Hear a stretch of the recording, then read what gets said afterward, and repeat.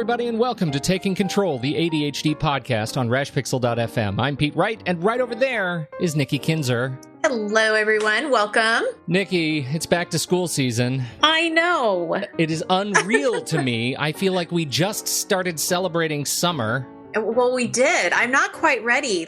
I'm excited about this show, but then I'm also like, oh man, I have to really start thinking about some stuff. Right. This is, I think, our fifth back to school season on this show, and it hasn't gotten any easier. If it hasn't hit your community yet, it's coming, and that means it's time to evaluate your strategies as a parent in helping your kids manage their ADHD in the classroom and beyond. But before we dig in, head over to TakeControlADHD.com, get to know us a little bit better.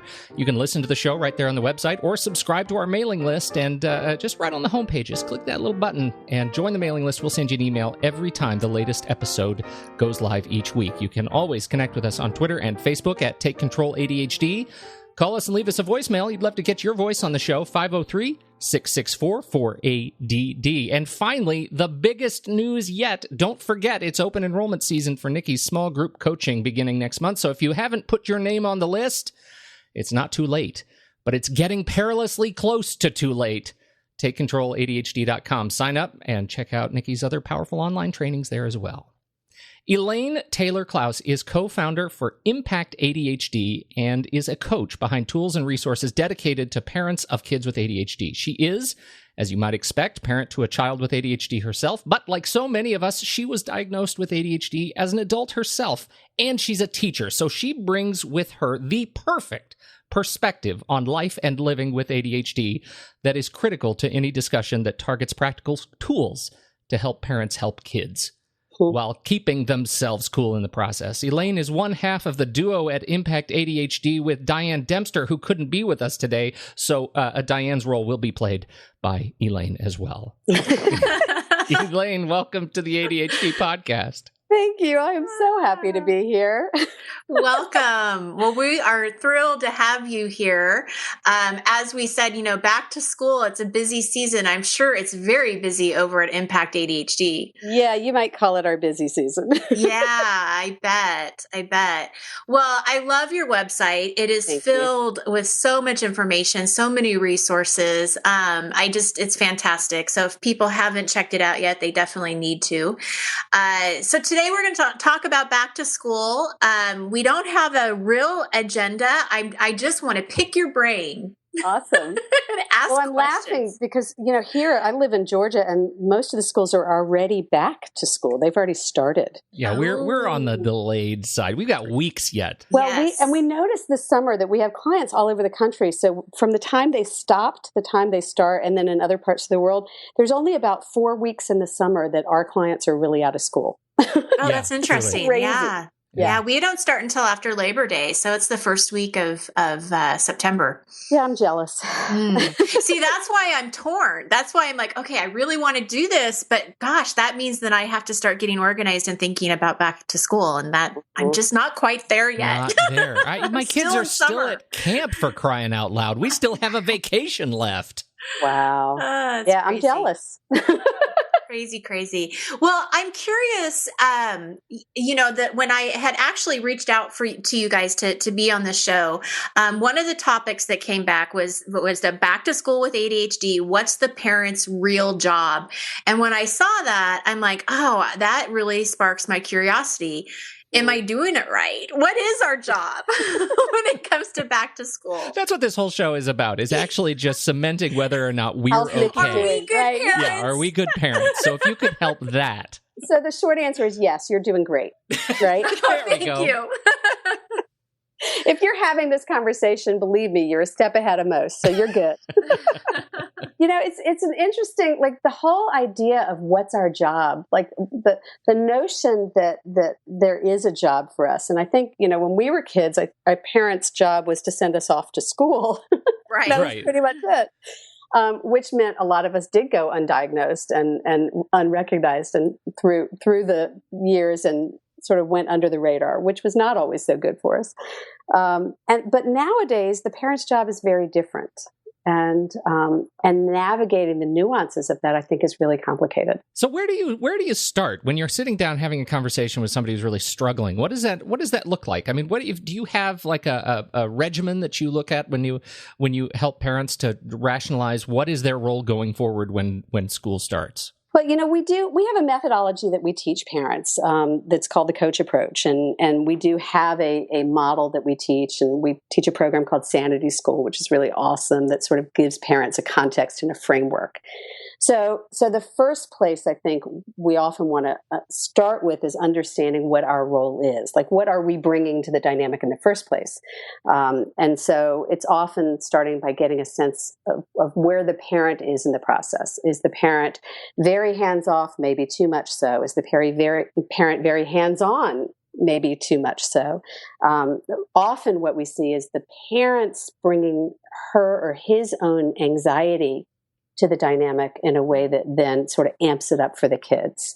I feel like you're in my house. Well, I'm going to say that's me. Hello. I'm sure I do that. Yeah. Yeah, particularly these big transitions. I've got a 14-year-old who's starting high school next year.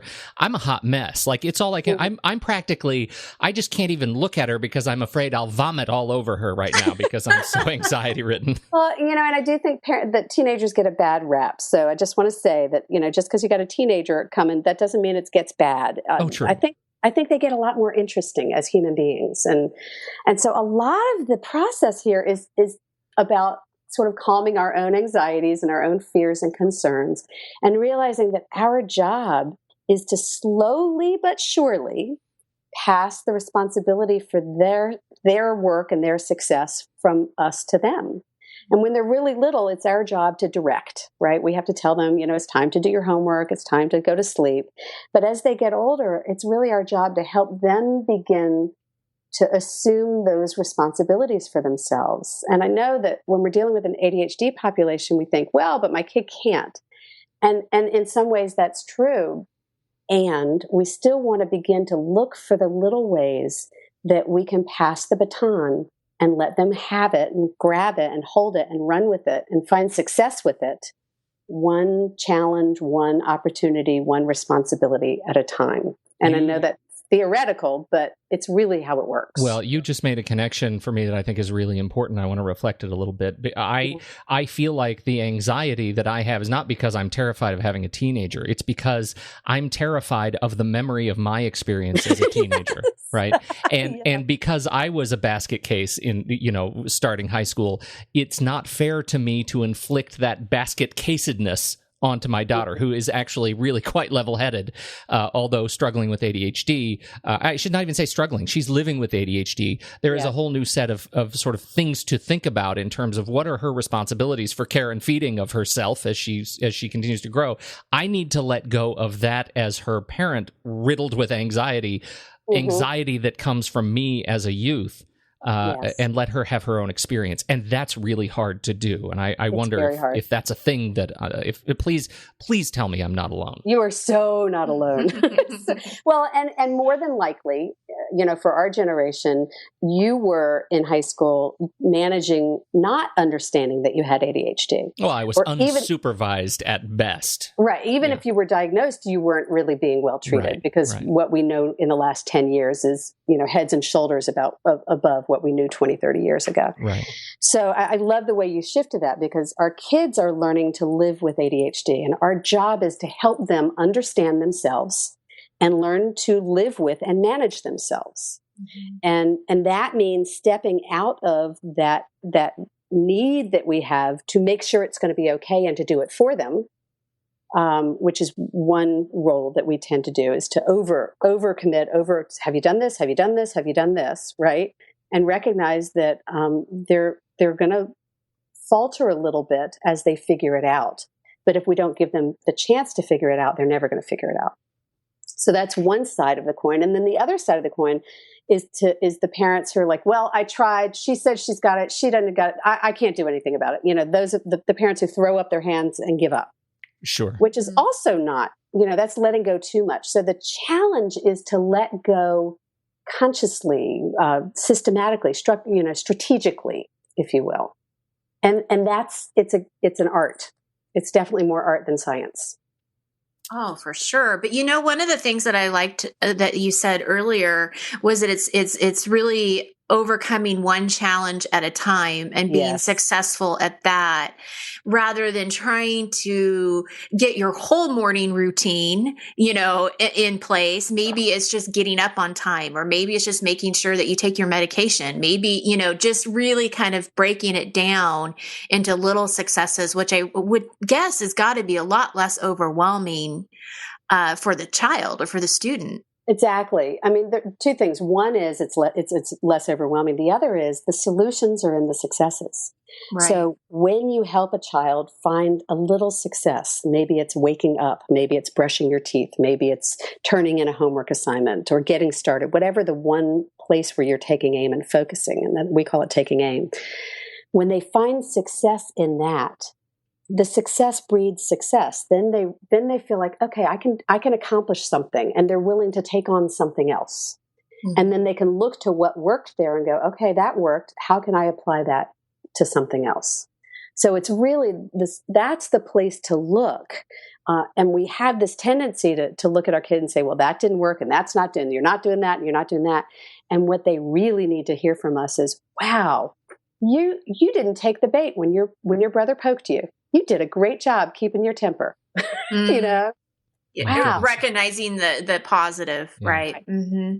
Mm-hmm. So I have a question about the balance, right, between letting it all go and still being somewhat there as a guide, or as a I don't want to say leader, because that's not really right, but just still being involved, right, in their school life. How do you do that? Like, for example, what comes to mind is, say that somebody or a student did their homework, but they left it. Okay, so they intentionally didn't leave it on purpose. It was just something that they forgot and they didn't pack it up. So do you, as a parent, go ahead and give that assignment and take it to the school, or do you let them learn that lesson the hard way? Like, it's a great question, and you may not like my answer. I can already tell I'm not going to like it. But bear with me for a minute, because the answer is it depends, right? Mm-hmm. So it depends on a few things. It depends on where that child is developmentally, right? So where, are you dealing with a 7-year-old or a 10-year-old or a 15-year-old? Are you dealing with a child who's who it was all he could do to get his homework done in the first place? Or are you dealing with a kid who, isn't really trying to pay attention? I mean, there's a lot of nuances there. So part of that answer is about understanding and setting realistic expectations for a particular child. And we do a lot of work with part of our model is about setting realistic expectations, or shifting expectations to meet the child where they are. Mm-hmm. Not lowering them, but meeting them where they are and inviting them to grow from there. So that's part of how you determine the answer to that. The other is to ask, is this what this child's working on or not? So if what this kid you've been taking aim on is turning the homework in, then it may be more instructive for the child not to have it turned in, so that they can learn from the experience. But if you've been really working on getting started and completing the homework, and that night that just didn't get put that in the backpack, but he did everything else, then you might want to take it in so that he's not suffering when he's actually really been successful and he's done a lot of work to be successful. So we want to make those decisions. We talk a lot about flexible structure. And we want to have structures in place, but we need to have some flexibility with them, like a bridge needs to be able to move, right? Or a building needs to be able to move. We need some flexibility so that we can help that kid learn from their successes, instead of just constantly, no matter what happens, they're always going to feel like a failure. It's never going to work. This is one that I'm thinking about a lot right now, because to me it comes down in many ways to a question of advocacy and how well we are teaching our kids to take responsibility to advocate for themselves, right? If in this example of homework, if my child has an expectation that I will always rescue them, then I haven't done a good job of setting the expectation of advocacy. If the child forgets the homework and says to the teacher, I forgot my homework, can I call my dad and ask for a favor? Dad, please, I forgot this. I know I did this. Can you help me? Of course, I'm going to drop whatever I can and help out. There's a nuance to that for the responsibility to actually, make something right and not, know what the pain looks like and advocate for yourself. And that's kind of what I'm working toward.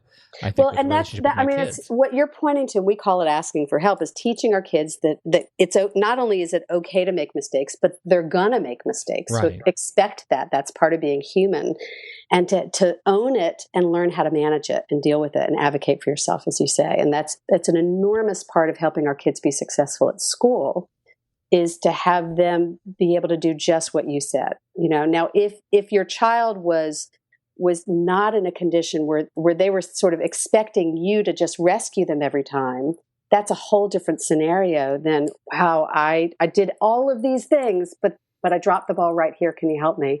And then it gives you an opportunity to have a conversation with her, and we call it failing forward. Later, where you sit down and say, okay, what worked? You always focus on the positive first. Now, what didn't work? What would you do differently next time? So that they can learn from the mistake and use that as a constructive way to improve, instead of just feeling like no matter what they can do, it's never good enough. Well, I have to tell you, Elaine, I love your answer. I absolutely love it. And I'll tell you why. And it's probably coming from my own fear as a parent being judged by others. Mm-hmm. But I think that your answer, it gives us that flexibility to really look at the situation and look at our own children as who they are. Yes. And it takes the pressure off of what you think is the right thing to do. Because if I was to talk to my parents, a different generation, and say, okay, he forgot his homework, they're going to say, well, he needs to learn from this. Needs to learn. Yeah. But how does he need to learn from it? How can you really help him learn from it is the key. Absolutely. And I love the point that you bring up of, what if what he was working on was just finishing it and he did that? That's the success. And that's what we need to recognize. And so I'm very pleased with that answer. And it takes the pressure off me a little bit as a parent. Well, Diane has this framework she taught me that we teach about the parent roles. And there's sort of 4 different places where the parents' roles. So when the kids are little, we start by motivating them and directing their effort, right? Directing their work and motivating their effort. And then as they get a little older or more mature, and don't confuse age with maturity with ADHD kids, then we want to start motivating their ownership and modeling the organization for them. And then the next step is to begin to transfer the ownership and support their organizational efforts. And then the last step is to empower them and champion them and troubleshoot as they're sort of leading their life. And those are sort of your 4 stages over the course of their academic career, if you will.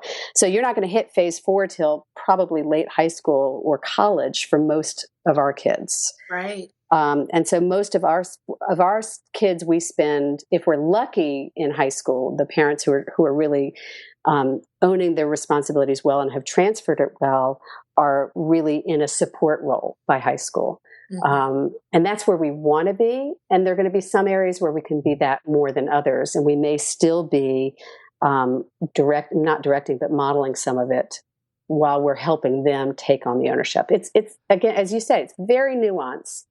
And it's very individual. And the idea is to meet your child where he or she is, wherever they are, and help them continue to grow from there and learn to own their stuff. And that's ultimately what we're trying to do, is raise adults. Mm-hmm. With most of the people that, our audience, thinking about our core audience, the people who write us are people who are living with ADHD themselves. And right. There are, and I'm going to speak, personally right now, it is very challenging. It was certainly when I was diagnosed, it was very challenging to put a framework into place to live my own life and figure out how to meet my own responsibilities. Mm-hmm. That it would have been ridiculous for me to imagine trying to help build a framework for my child with ADHD. I've put a number of systems in place, and I've learned a lot over the last decade to be able to figure that out. But it was a process that was fraught with dangers. There be monsters here, and it took a decade. Right. In your work with folks in this situation, how do you grease the skids? What do parents with ADHD, what opportunities do they have to learn from their kids going through this process? Well, a lot of the parents, I would say that in our community, about half the parents that work with us in all of our various programs have ADHD themselves or some, related issues, and a lot of anxiety, a lot of learning issues, dyslexia, et cetera. And then about half of them don't. And for those who do, a lot of them figure it out like I did and like many of us, because their kids are diagnosed, and they start to sort of read about their kid and they go, wow, this sounds like me, right? And so that's pretty common. And then the challenge is to help the adults with ADHD understand that by managing your own ADHD, that's what's going to enable you to help your child. It's what's going to model for your child. It's going to be what helps you connect with and improve your relationship with your child. I was literally just on the phone with a client right before we spoke, and that was sort of my call to her. My call to action for her was, we've been doing this for a while, and the truth is, I want you to take a deep breath and realize that we really need to focus on helping you manage your ADHD. Because that in her dynamic, that's what was really interfering with her relationship with her son. And that's an incredibly difficult thing to hear. It is. Yeah. It is. And you have to be in a trusting relationship and, a supportive environment to be able to hear it. So, and I give her a lot of kudos for being able to hear it. Right. Yeah. Cause it's not easy. And, there are plenty of parents who are like, it's not about me. I don't want to hear about me. I want you to fix my kid. And the truth is, whether you as an adult have ADHD or not, 90% of the challenge is in how we approach raising these complicated kids. And when we understand what we're bringing to the dynamic, we understand what they're bringing to the dynamic, and where the neurology is in all of that. Right. That's at the core of really getting clear on what our roles and responsibilities are. It's sophisticated stuff. It's hard. Yeah. It is. And I have a question about how to work with teachers then, because obviously they have to be part of this circle, right? They have to be, I would guess they need to be communicating with the child, with the parents. What suggestions do you have about that, working with teachers and making sure that your student has what they need? It's such a great opportunity, because you as a teacher, what is, if you actually, put that... I was going to say, I'm not a teacher. Yeah. I'm an educator. Okay. So I'm an adult educator. I've not taught kids in a classroom in decades. So I don't see myself as a teacher in that capacity. Well, I'm going to hang my hat on that anyway. If you put that role on, yes, what is your expectation of how parents can best work with caregivers?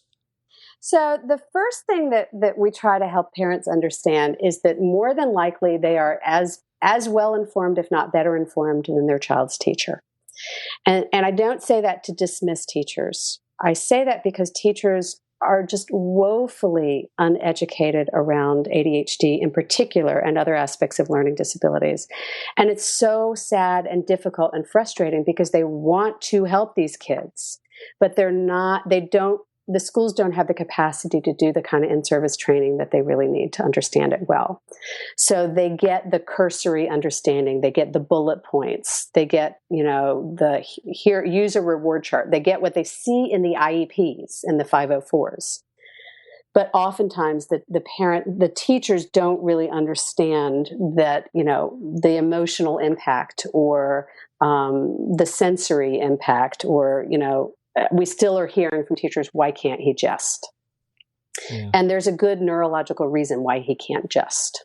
Mm-hmm. And so that's the first thing, is to really sort of shift the expectation for parents that teachers are supposed to be the experts on this, because they're not. Mm-hmm. And it's not fair to ask them to, because it's outside of their training and their realm for the most part.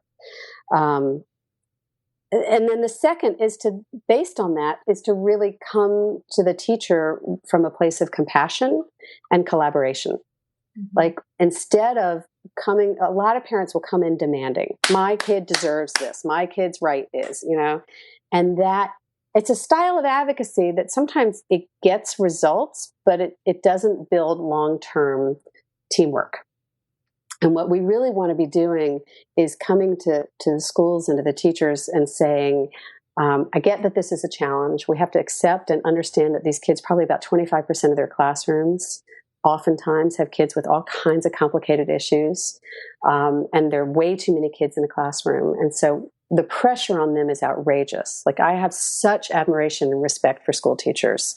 I don't think I could do every day what they do every day. It's crazy. Yeah. So really coming from that perspective of understanding and compassion and that I want to help you be the best teacher you can be for my kid, because I believe that that's your intention. To start with what we call ABI, assume best intention. Well, we want to do that for our kids, but we also want to do that for our teachers, to assume that they're there because they want to see kids in their class be successful and learn, and they love learning.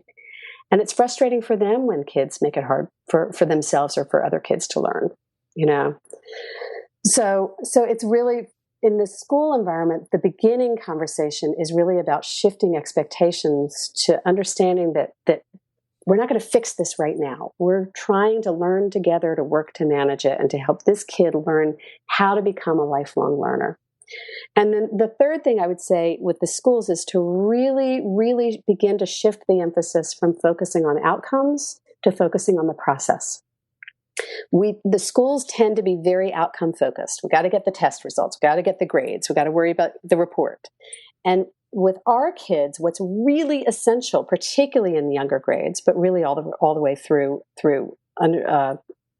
high school, what's really essential is that they learn how to learn, and that they learn how to put processes in place and structures in place for themselves to learn how to learn. So I would rather hold a kid accountable to, did you study 10 minutes every day, to whether you got an A or a B. Yeah. And that's a very tough place for a teacher to understand, because they are so held accountable to the outcomes. Wow. Yeah, that's likely the most difficult one, because you're asking a teacher who's likely to be overburdened with work and big classes to now individualize in a way that can be very complicated. But and I keep saying it's hard. So the other thing I want to say, because I've heard myself say that twice now, is it's also doable. This is not rocket science. This is communication. Mm-hmm. And this is all about understanding human dynamics and improving communication. And it's doable. You really can affect change. You really can teach kids with ADHD to understand themselves, to manage themselves, to self-advocate. And it's essential that we do that, because by the time they get to college, they're going to have to self-advocate. There's not going to be anyone to do it for them. The law requires that they do it for themselves. Mm-hmm. Well, and the other piece of this is it's an incredible gift that you're giving your child by working on this. I mean, if you remember when you were diagnosed, the feeling of awesome that comes with finally understanding something about yourself, you're helping your child get that same gift. So I think that's really important. I have the last question on my list is about relationships. And with ADHD, relationships can be hard. How do you talk to parents and their kids around developing healthy, strong, balanced relationships in the context of, the school setting and growing friends? Well, we talk a lot about relationships, because what we find is that oftentimes when families start to unravel or struggle with managing the ADHD, the first place that gets impacted is the relationships, because the parents and the kids, there's a trust that gets lost. And so when all else fails, and particularly with teenagers, when parents come to us with teenagers that are struggling, we always focus first on the relationship. Go out to lunch, go get your nails done, go to the movies, reconnect with your kid, because that is absolutely essential for them to feel like there's a safe and trusted place for them to be open and for us to be transparent with each other. And then the other piece is, in terms of, because I think you're asking in terms of the relationship between the kids and their peers. Right. There are a few things. One is to model healthy relationship dynamics and to stay calm and to learn to collaborate and cooperate and, do all of that at home. Don't be afraid of your kids spending time with their siblings instead of as much time with their peers as you think they should, because there's a lot of great stuff that they learn there. And those are going to be their longest friends in their lives, their longest relationships in their lives. So, and it's very, very common for kids with ADHD to play with kids who are different ages from them, either older or younger. And so understand that that's common, really, really common for kids to play with younger kids. And that's not a problem unless you make it a problem.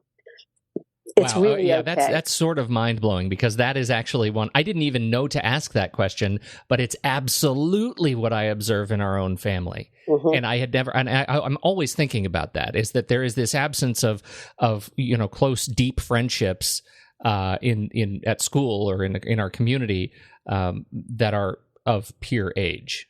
Right. And if that's the case, and that's very often the case, all the more reason to cultivate, if you've got siblings in the home, to cultivate sibling relationships and family teamwork and a sense of family togetherness, so that they do learn to establish healthy relationships and what that takes. And there's a lot of, it's important to help our kids develop social skills and to continue to cultivate that. But try not to get stuck in believing that if they're not playing with kids just the same age, that there's something wrong. Right. Our kids are developmentally 3 to 5 years behind their same age peers in some aspects of their development, right? Mm-hmm. That not all of them, and that's where it gets confusing, because cognitively they're usually ahead of themselves very often, and they may be sort of overly mature in some areas and immature in others. And so it's confusing because it's erratic and we don't really know what to expect of them. But if we realize that that's actually normal for them and that will level out, their executive function may or may not level out completely as they become adults. But eventually, from a developmental perspective, they will catch up with their peers. But they may not be doing it at 12 or 14. And I wrote an article once, "What's so wrong with immaturity?" Like, I love it. Like, why do we want our kids to grow up so fast? How does that serve them? Really, these kids need the time to process and learn what it takes to self-manage. Mm-hmm. And it's going to take them longer than their peers. And that's okay. Oh, okay. Story. May I? Yeah. Story. It's brief. I had this experience, and I'm so glad you just said that. I had this experience. It was just a couple of weeks ago, and I was watching a movie with my daughter, and it was a beautiful evening, and it was that sort of golden hour of light, and it started to rain. And she said, pause the movie. I said, what's up? She says, I have to go twirl. And she goes out into this golden light, and she takes off her shoes in the yard. And I don't know why I say she takes off her shoes. She doesn't ever wear shoes. She's like a hobbit. And she just starts twirling with her arms out in the rain and letting it fall on her face. And I thought, I don't ever want to lose that. Why am I pushing anything else?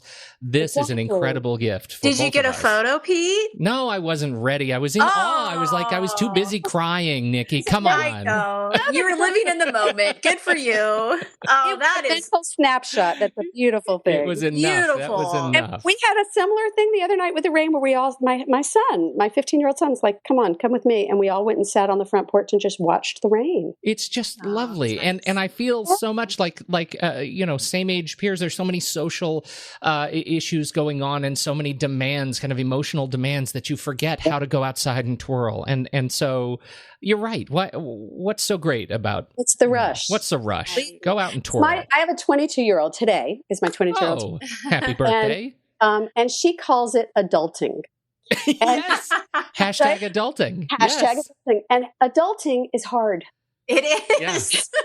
It is not easy to learn to manage yourself and to get to the doctor and do all the things they're responsible for. And so what's the rush? So true. Slow down a little bit. Let them take the time they need to learn to really have confidence with themselves. I love that so much. And go out and twirl. I have a question for you that is definitely very relevant in my household right now, and that is around social media. So when you're talking about social relationships, that in today's world definitely is directly related to technology and texting and Facebook and Twitter and Instagram and all of those things.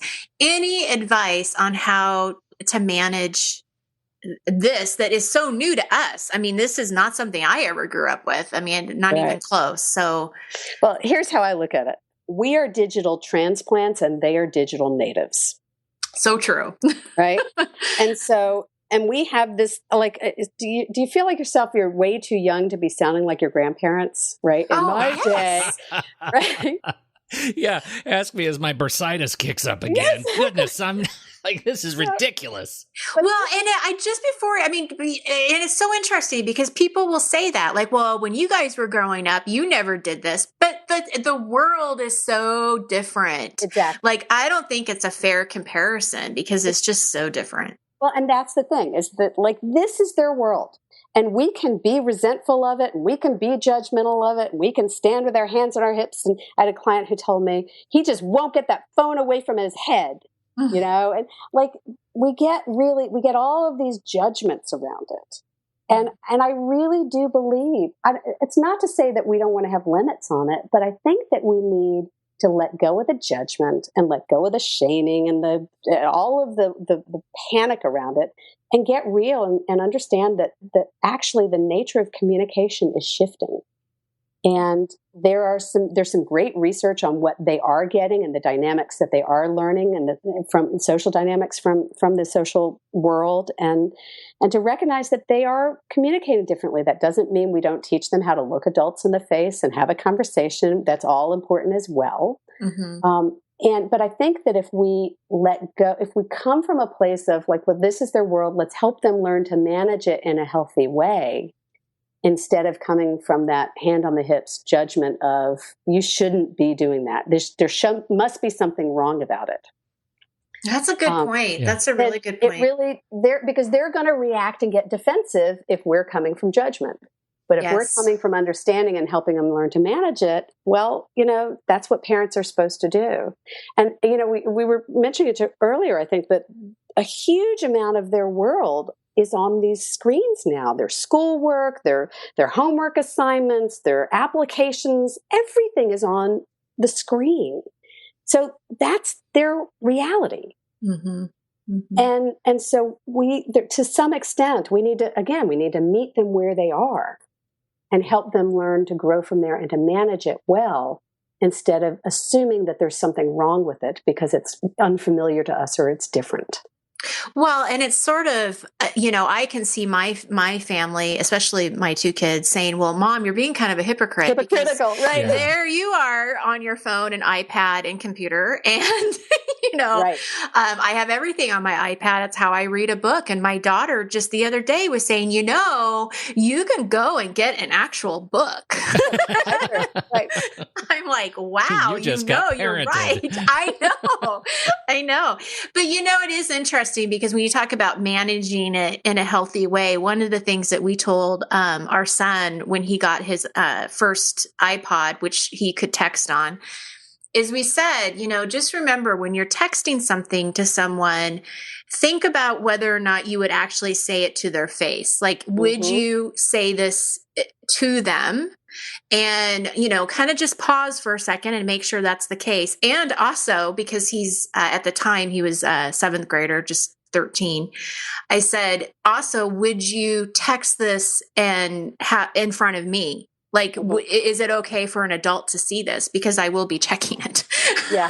I'm one of those. You have to turn your phone in and I check it. Not all the time. My barometer was always, would you want grandma to see it? Right. Yeah. Don't say anything you wouldn't want grandma to see. And I'm sure they go beyond that. But, and there is, I agree with you completely. They need to understand that at this point they are being, it doesn't mean you're checking them, but that they have the capacity to be monitored. We own all passwords. They know that it's a privilege. And that they can lose if they're using it irresponsibly. And we have a lot of conversations about using it responsibly, and love to point out when people in the media are using it irresponsibly. My favorite conversations are when people out there do stupid things. Yeah. And we can talk about that, how stupid that was, because that helps my kid see where the boundaries are without it being about him or her. Right. Yeah. Right. There's some great stuff in the world right now. There's so much fodder for for pointing out how to not behave in social media. That it's really, you can take the judgment out of it when you're making a dinner table conversation about, somebody else. That's right. Okay, so I have one last question. Okay.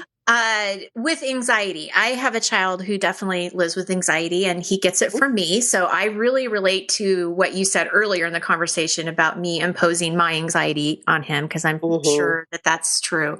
So any suggestions with the new school year coming up, how to help both of us ease that anxiety of going back to school and just getting back into the routine of all of this? Well, and I have a lot of anxiety in my house too. I'm right there with you. So I do write a lot about anxiety.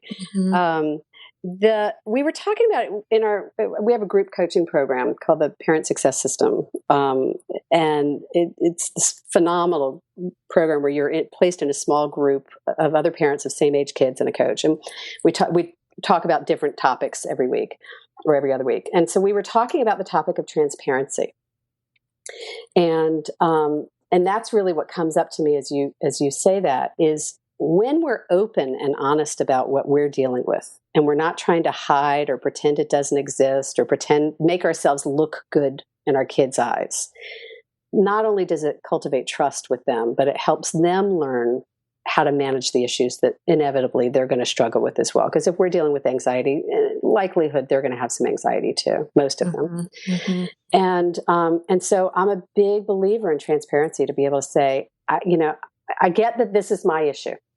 I know that right now I'm nervous about making sure you have everything you need to get ready for school next week. So I know you've probably got it under control, but would you just humor me and let's go through this list together so that I'll feel better. And you don't want to always make it about you. I mean, it's a give and take, but sometimes to just be clear and open and frank and not try to pretend that you're not anxious, right? I mean, I would also say you want to do the work you need to do to try to limit the things that make you anxious. And, that we do a lot of work around shifting that mindset for you so that you aren't as anxious as you're going into a new school year. But kids, just like kids feel fear, kids read emotion. They know if you're feeling anxious. So if you try to pretend you're not, it's not going to fly. It's so true. Right. It is so true. I have a little quick story to share when you say that. It was so cute. So last year, I guess it was towards the end of the year. So my son now is going into 8th grade and he's going to be 14 soon. So this was a 7th grade, 13. And he had asked if he could go after school to play basketball at this park that's just right next to the school. And it was only going to be for like an hour and a half after school. And I'm just like, I don't know. I'm like really this is like the first time I would have let him do anything kind of on his own without like a parent being there. And so I was trying to figure out kind of what the rules were going to be and who was going to be there and all that stuff. And finally, by the end of it all, we got everything worked out. Everybody agreed to what they were going to be doing. He's like, Mom, just don't worry about it. It's going to be fine. I'm like, okay. Yeah, it's like, and you want to be able to sort of trust them with the next step and the next step, so that they can prove to themselves and to you that they can do it, and then they'll take the next step. We were having a conversation. My son's a little bit older, about he wanted to be able to stay home by himself, and we were like laughing because like there's no way you're staying home while we're out of town before you're 18. It's just not going to happen. And he was arguing like, why wouldn't I be able to? And, well, for starters, you don't have a license yet. Okay, well, that's fair. But what he said, and it's very wise, was he said, why would I do anything to mess it up? Yeah. If you're going to trust me with it, why would I mess it up? And if you are incrementally giving them a little bit more and a little bit more so that they can handle it, not so much so that they can't handle it, but enough for them to feel successful with it, they want to keep being successful with it. Right? He's smart enough to know he doesn't want to screw this up.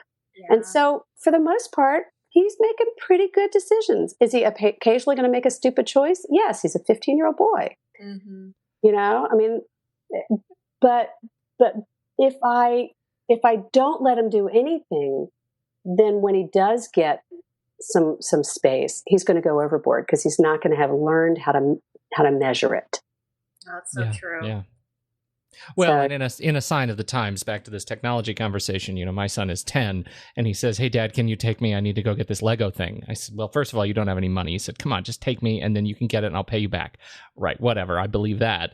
But I said, "I can't go right now." And he said, "Come on, can I go by myself?" And I said, "It's like 5 miles away." And his response to me is, "Dad, Uber." What does he know of Uber? He's never taken an Uber. How does he learn that?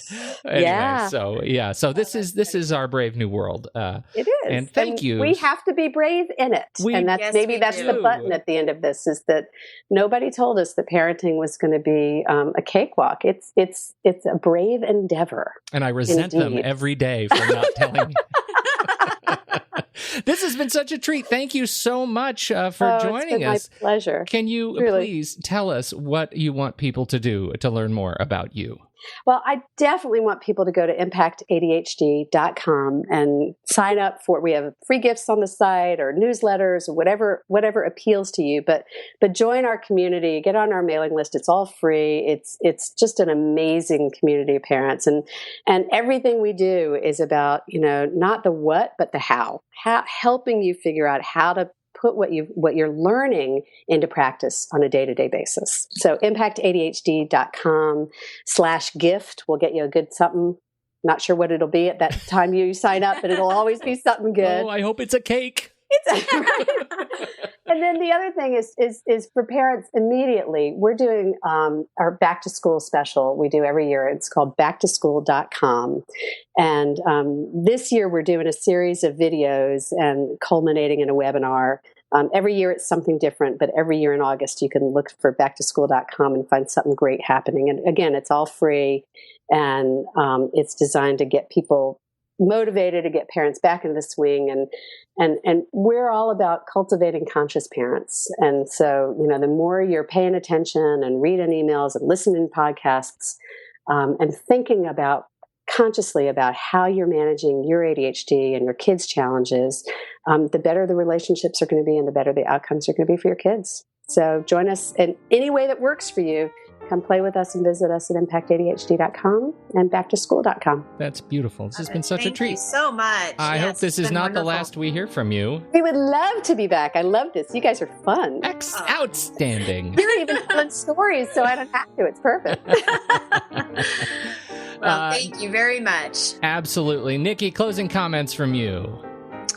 I got to be honest, I feel so much better about this new school year coming up. Seriously, my anxiety is probably gone down at least 3 or 4 notches. So I'm good. This is great. That's a big win. It's a huge win. Yeah. It's a huge win. Yes. Take it.